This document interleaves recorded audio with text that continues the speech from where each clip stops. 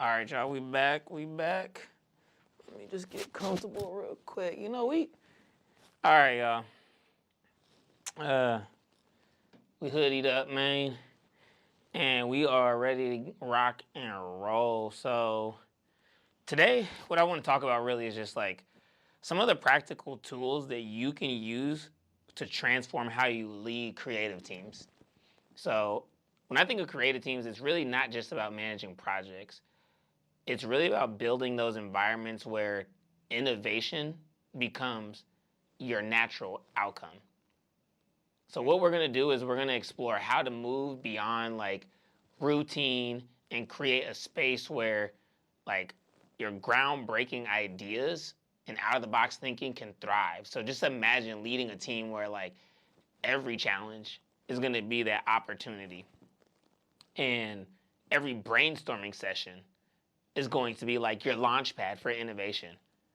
That's what you want to be aiming for. You want to be aiming for success and outcomes at that level. But if you ask yourself, like, how do you equip yourself with these type of tools?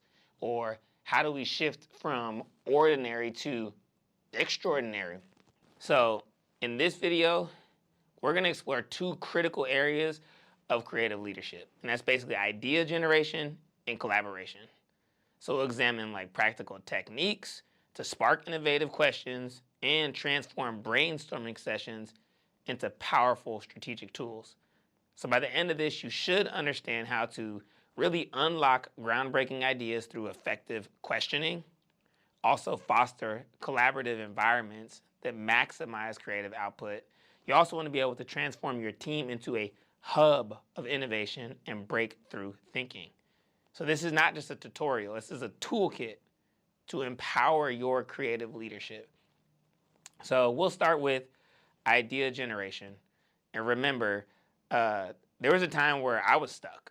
If you're ever facing a complex challenge or a communication breakdown that seemed hard as hell, you have to figure out how to push a strategy across and get that out. And if things aren't working because you're trying all the traditional methods and they're not cutting it, this is where you have to discover the power of question burst. So you want to gather a diverse group, including people who had no direct experience with any of your work or with any problems that you have, and lay out the challenge with detailed explanations. But keep it simple, high-level overviews. Then set a timer and generate as many questions as possible, and focus on open, short, and simple questions, moving from descriptive to speculative, right? So the energy in the room is probably going to be crazy because no one's going to be focused on answers, but they are going to be focused on the right questions.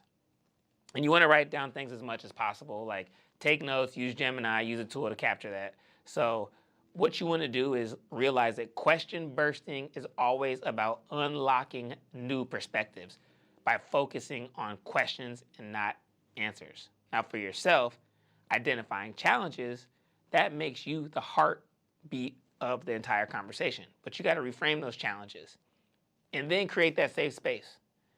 You got to have a space where people are able to ask questions openly, and then make sure they feel valued. Now, we'll talk about collaboration. So we all know that brainstorming is a big effort with a bunch of people, right? Or you can do it solo. We know that traditional brainstorming can be inefficient if it's not done right. Social loafing, social anxiety. So if you've ever needed to transform a brainstorming session into a strategic powerhouse, what you can do is implement a few key changes. And those changes are, first, you want to focus on question burst, not just answers. And set clear rules. Only questions, no answers. You also want to do emotional check-ins before and after to gauge like where the creative energy is at. Make sure that you have a very flexible and diverse group, because then you have different cognitive styles and different views. This is going to help bring surprising and compelling questions that you probably would never have thought of. So the second tool, or a tool that I like to recommend, is just strategic brainstorming through question bursts. That's going to help maximize collaboration.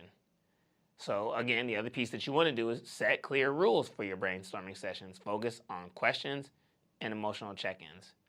And then you want to see if you can train those around you to use question burst regularly.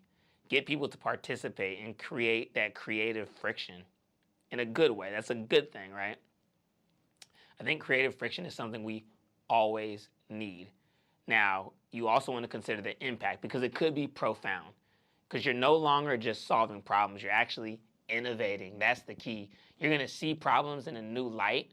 And then what happens is you get to a place where like you have a culture where questions are just valued and breakthroughs are going to be the norm. But it takes a while to get there, and people are going to ask a lot of questions, right? It's not just about the ideas and the questions, though. It's really about the energy. You want people to be engaged, collaborative, and more creative. This is how things get cracking, right? And you drive innovation from the inside out.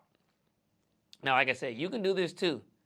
And it's whether you're leading like a huge team or a small team, these tools can actually transform your creative leadership, but you have to embrace the power of questions. You have to foster collaborative brainstorming and then push that innovation with your team. So again, like I said, I want to keep these kind of short and brief, but if you're looking to become a creative catalyst, subscribe to this channel. Join the community. That's what we're about, that exclusive content, good tips, insights to help you unlock your innovation. And just remember that creative leadership isn't just about having good ideas. It's actually about creating an environment where good ideas flourish. Creative leadership is about empowering your team to create hard, good, creative questions and be collaborative, so you can drive creativity in the progress of all your projects.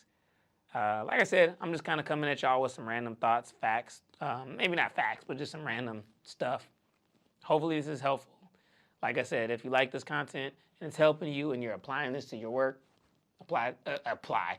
Subscribe to the channel. See, that's what I'm saying. I be so much into the work world, and this is just kind of coming here and there like I'm talking about apply to the job. No, subscribe to the channel, like the video, and share it with somebody. All right, we'll catch you in the next one. Thank you.